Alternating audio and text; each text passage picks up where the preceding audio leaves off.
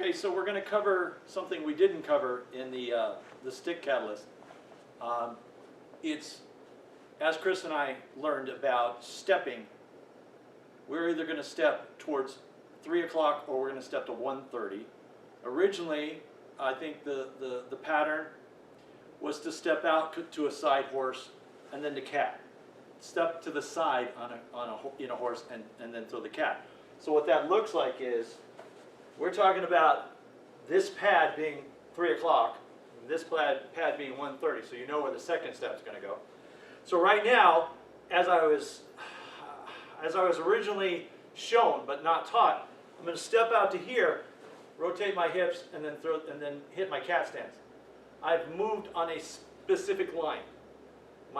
The way it was officially taught to me was to step towards the 1:30 position. You can even step to 2, which is between those two pads, but to go to 1:30 because we're going to a temporary zone of sanctuary.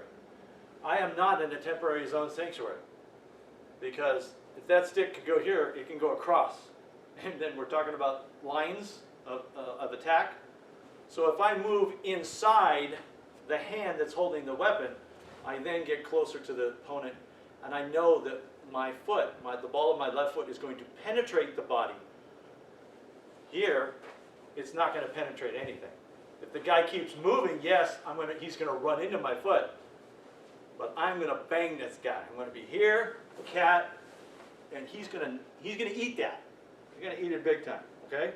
Professor, can we actually show that? I'm going to come in with a stick, and can we show from a side view the difference between 3 and 1:30? This side would be, I think. Okay, originally going to 3.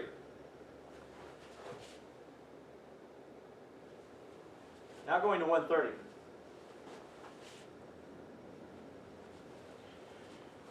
See that? Now if I spent my time, if I spent my time making a big circle, I would have lost that strike. What's the effect of me hitting him in the face? He moves back, right? He's going to move back. Bam, bam, bam. I hit him with my forearm because that's the strike through, not the strike to. So 1:30 or 2 o'clock, we feel, is much better than stepping out to 3 o'clock. Because I don't practice the miss. Do you? No. No, it doesn't. We'd rather not practice the miss. Okay? Okay, so now, there was the clock positions originally we're talking about. We're talking about stepping to 3 and then rotating here. If you choose to do this, make sure that you rotate your hips first and then let your hips pull your foot back. Try not to do this, because it moves you back. And a classic 95-5 or 90-10 cat stance means that you're moving away from your target. Okay? And I'll show you. No, don't do the stick. Just stand there like that. Okay. We're here close enough, right? If I'm in a high neutral bow, excuse me, and I shift my foot back and I'm 95% here, I missed. I'm having a hard time with my balance, so don't say anything. But, watch my elbows. If I come here, I made contact, and I pushed it. I pushed through a little bit. So what I want you to remember, here's the addendum. Shift your hips, and then just put your heel down. And there's your tension cat. It's not a 95-5. I don't care about the fractions of weight, because it's basically the hips slide the foot. Then the kick comes forward, and then I come forward. And you're going to find that in all your cat kick patterns, lessons. Okay? What else?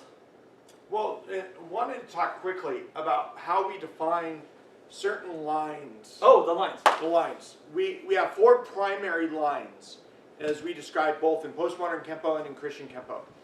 The 4 lines, if Professor Cole would grab it, here are some enlarged universal patterns.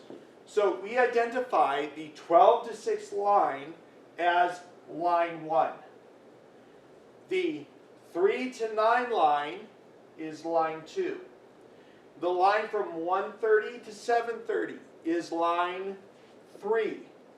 And then the 10:30 to 4:30 line is line 4.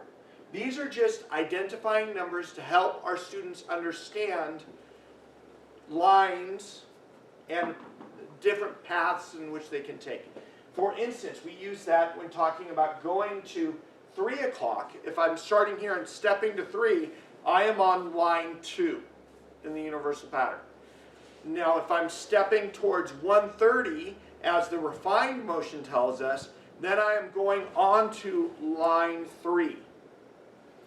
This gives us different lines and different paths for the technique that were not open to us previously. This also, within the universal pattern, when we start talking about the cat, as Professor Cole was talking about the hips rotating and pulling the foot to the cat, that allows us then to use our universal pattern on the floor to see the semicircles, or what we often would call a cat around. Yes, it is a cat around. Even though the opponent's leg is not there, we're still potentially catting around any particular, maybe it's a chair, or the stick on the floor, or whatever it may be. It's still a cat around a potential or real obstacle. This is something that I've never heard discussed in the teaching of the technique, is the use of the cat around, especially when talking about going to 1:30. One more thing, just came up. I had the shoes on, so I can't hurt my feet. Situation, very, maybe very seldom. Why don't you go ahead and stand on that side? For example, if I step on line 3 and I cat, and he's got a club, what do I hit? The chair is an obstruction. Hey Clark, guy's got a stick behind you. Oh, hi. And he throws a stick and I step here. Sure, I made Jackie Chan the chair into his leg. That's not my target. My target is the bladder. However, again, scenario, hey Doofies, he's got a stick. And I just simply step up here to 1:30, and guess what? Chair's not in the way.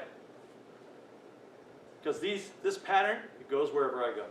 It turns, it spins, it loops, it warps, it does all kinds of fun things. So that's a good reason why to not step to 3, because you kick a chair. But if you step here, not only do you have a temporary barricade, but you're going to hit your target. I like that one. I just thought of that. And it's one of those things, unfortunately, I don't know about you guys, but I've never seen instruction in that realm regarding this particular lesson or pattern.